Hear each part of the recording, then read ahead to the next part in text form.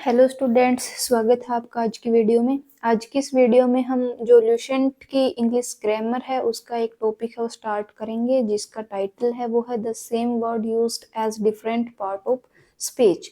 मतलब हम कई बार देखते हैं कि एक ही वर्ड होता है, सेम स्पेलिंग भी होती है, लेकिन अलग अलग सेंटेंसेस में उस वर्ड का जो मीनिंग है वो हम अलग निकालते हैं।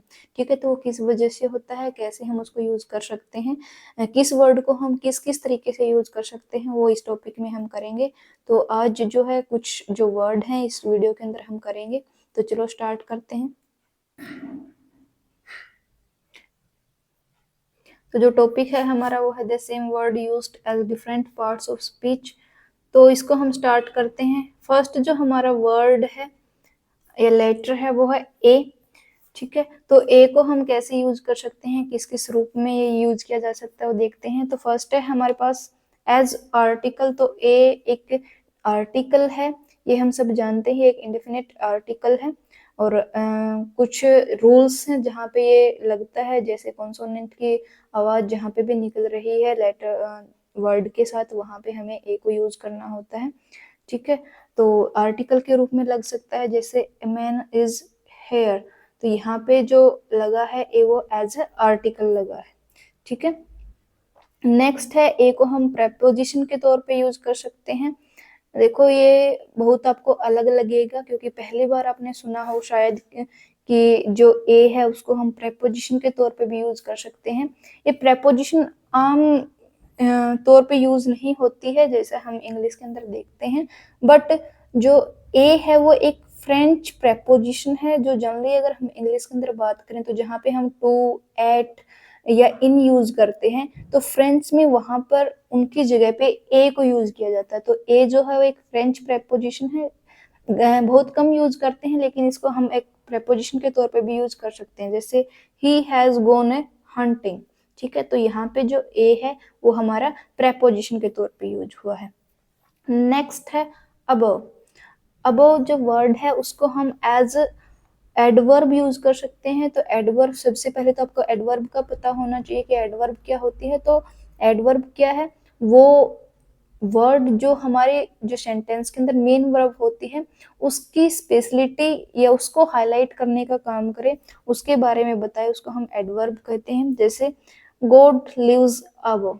ठीक है, तो ये जो लिव्स है वो हमारी मेन वर्ब है, और अबव क्या कर रहा है, इसको स्पेसिफाई कर रहा है। ठीक है, तो यहाँ पे हम एडवर्ब के तौर पे यूज कर सकते हैं। नेक्स्ट है एडजेक्टिव के तौर पे। तो जो अबव जो वर्ड है उसको हम एडजेक्टिव के तौर पे भी यूज कर सकते हैं, जैसे the above rule is very important.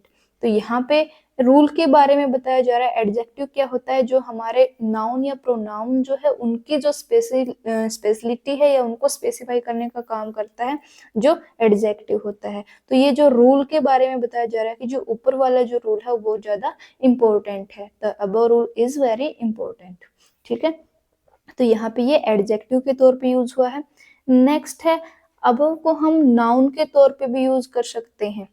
ठीक है, जैसे all good things come from above. तो यहाँ पे जो अबव यूज किया गया है, तो ये अबव जो वर्ड है वो गॉड के लिए, अलमाइटी के लिए यूज किया गया है, कि भगवान से ही जो कुछ भी हमें मिलता है वो सब भगवान की देन है, भगवान देता है हमें।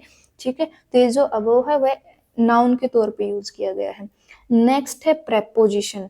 अबव को भी हम प्रेपोजिशन के तौर पे यूज कर सकते हैं, जैसे Aditi stood high above the rest. मतलब क्या है कि यहाँ पे जो अबव है वो प्रेपोजिशन के तौर पे यूज किया गया है। ठीक है, तो Aditi stood high above the rest मतलब बाकी जो बच्चे हैं उनसे जो अदिति है वो सबसे ऊपर है। ठीक है, नेक्स्ट जो वर्ड है वो है आफ्टर। आफ्टर जो वर्ड है उसको हम एडवर्ब के तौर पे यूज कर सकते हैं, जैसे Suman will go now, a man will come after. तो यहाँ पे जो आफ्टर है वो क्या है, एडवर्ब के तौर पे यूज किया। अभी वो आएगी, सॉरी आएगा, एक जो आदमी है वो आएगा, लेकिन कब, बाद में। ठीक है, तो आफ्टर सिम, जैसे कि Suman will go now, a man will come after. तो यहाँ पे साथ आना, मतलब कम आफ्टर मतलब साथ आना।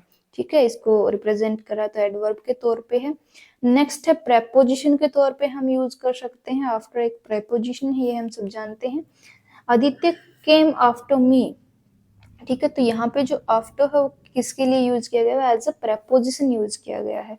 नेक्स्ट है कंजक्शन। कंजक्शन क्या होता है, सबसे पहले तो ये पता होना चाहिए, जो दो वर्ड या दो जो फ्रेजेस हैं या दो सेंटेंसेस हैं उनको जोड़ने का जो काम करता है उस वर्ड को हम क्या कहते हैं, कंजक्शन कहते हैं। Like Veena came after Neelu had gone, तो यहाँ पे वीना केम एक फ्रेज हमारे पास ये है और नेक्स्ट नीलू हैड गॉन, ठीक है। तो इन दोनों जो सेंटेंसेस है फ्रेजेस हैं उनको जोड़ने का काम कौन कर रहा है, आफ्टर, ठीक है। तो एज अ कंजक्शन हम इसको यूज कर सकते हैं जो दो चीजों को जोड़ने का काम करता है। नेक्स्ट है एडजेक्टिव के तौर पे हम इसको यूज कर सकते हैं, sinners reap the consequences in after days, ठीक है। तो यहाँ पे जो आफ्टर है वो एडजेक्टिव के तौर पे यूज किया गया है, जो कि डे जो दिनों की खासियत बता रहे, कुछ दिनों बाद ही जो पापी हैं उनको अपने पापों का भुगतान करना पड़ता है, उनके जो रिजल्ट हैं, उनको जो परिणाम है वो झेलने पड़ते हैं, ठीक है। नेक्स्ट जो वर्ड है वो है एज।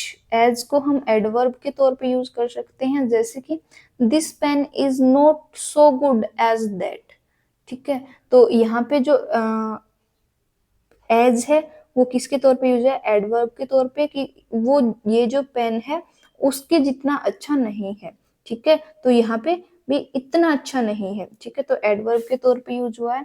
नेक्स्ट है प्रोनाउन के तौर पे यूज कर सकते हैं। तो प्रोनाउन पता होना चाहिए, जो वर्ड हम नाउन की जगह पे यूज कर सकते हैं उनको प्रोनाउंस बोलते हैं। Like he had the same idea as I had, ठीक है। मतलब उसके पास वही आइडिया था, उसके पास वही सेम आइडिया था जैसा कि मेरा, ठीक है। तो ये आइडिया के को रिप्रेजेंट कर आइडिया के लिए यूज किया गया है, ठीक है। तो ये प्रोनाउन के तौर पे यूज किया गया। नेक्स्ट है कंजक्शन। तो एज जो है उसको हम कंजक्शन के तौर पे यूज कर सकते हैं, जैसे as Binnie was angry his sons did not speak to him. तो जैसा कि बिने था वो गुस्सा था तो उसके बेटों ने उससे बात नहीं की, ठीक है। तो एज क्या है, कंजक्शन के तौर पे यूज करते हैं। कंजक्शन जो है जरूरी नहीं कि सेंटेंसेस के या दो सेंटेंसेस के बीच में ही लगे, वो पहले लग के भी दोनों को जोड़ने का काम कर सकता है, ठीक। नेक्स्ट वर्ड है हमारे पास एनी। जो एनी वर्ड है उसको हम एडजेक्टिव के तौर पे यूज कर सकते हैं, जैसे any boy come do can do this, ठीक है। तो हर कोई भी लड़का ऐसा ये काम कर सकता है, तो एडजेक्टिव के तौर पे ये इसको यूज किया गया है, ठीक है। नेक्स्ट है कि एडवर्ब के तौर पे एनी जो है उसको हम एडवर्ब के तौर पे यूज कर सकते हैं। Like she should not go any further, मतलब उसको और आगे नहीं जाना चाहिए। तो ये क्या है, एडवर्ब भी, उसको आगे नहीं जाना चाहिए, और आगे नहीं जाना चाहिए, ठीक है। तो ये एडवर्ब के तौर पे है। नेक्स्ट है एनी को हम प्रोनाउन के तौर पे यूज कर सकते हैं। Like any of this boys can do this work, मतलब इनमें से कोई भी लड़का ये काम कर सकता है। तो एनी यहाँ पे किसी भी लड़के के लिए यूज किया गया है, कि कोई भी एक जो लड़का है, जो ग्रुप या किसी क्लास की हम बात करें तो उनमें से कोई भी लड़का ये काम कर सकता है। तो यहाँ पे जो एनी है वो प्रोनाउन के तौर पे यूज किया गया है। नेक्स्ट हमारे पास वर्ड जो है वो है ऑल। ऑल जो वर्ड है उसको हम नाउन के तौर पे यूज कर सकते हैं। Like my friend was robbed of his all, जो मेरा दोस्त है उसका सारा का सारा जो सामान है वो चुरा लिया गया, छीन लिया गया, ठीक है। तो यहाँ पे जो ऑल है वो सामान के लिए, जो भी थिंग्स थी, जो भी लगेज था उसके लिए यूज किया गया है, ठीक है। तो नाउन के तौर पे हम इसको यूज कर सकते हैं। नेक्स्ट ऑल को हम एज एन एडजेक्टिव यूज कर सकते हैं। Like all man should take exercise, सभी के सभी जो इंसान हैं, सभी के सभी जो आदमी हैं उनको एक्सरसाइज करनी चाहिए। तो यहाँ पे एडजेक्टिव, ठीक है, एडजेक्टिव के तौर पे यूज किया गया। नेक्स्ट ऑल को हम एडवर्ब के तौर पे यूज कर सकते हैं। Like a saint lives all alone, जो एक संत है वो हमेशा अकेला रहता है, अकेला रहना पसंद करता है, या ये बोल सकते हैं, ठीक है। तो यहाँ पे क्या है कि भी वो अकेला रहता है, तो ये जो ऑल है बिल्कुल अकेला रहना, मतलब जो वर्ब लिव्स है उसको स्पेसिफाई करने का काम कर रहा है, वो कैसे रहता है, ठीक है। नेक्स्ट है जो ऑल है उसको हम प्रोनाउन के तौर पे यूज कर सकते हैं, like all of his books are new, उसकी जो सारी की सारी किताबें हैं वो नई हैं। तो यहाँ पे जो ऑल है वो बुक को रिप्रेजेंट कर रहा है, जितने भी बुक्स वहां पे रखी गई हैं, तो ये एज अ प्रोनाउन हम इसको यूज कर सकते हैं। ठीक है, तो ये 6 वर्ड आज हमने किए।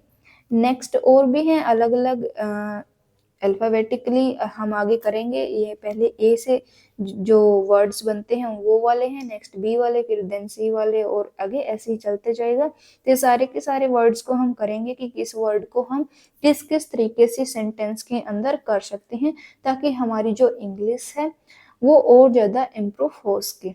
ठीक है, ताकि हमारी जो कैब है वो और ज़्यादा स्ट्रेंथन हो सके। ठीक है, तो आज के लिए इतना ही। अगर आपको वीडियो अच्छी लगे तो लाइक करें और शेयर करें और चैनल को सब्सक्राइब करें। Thank you.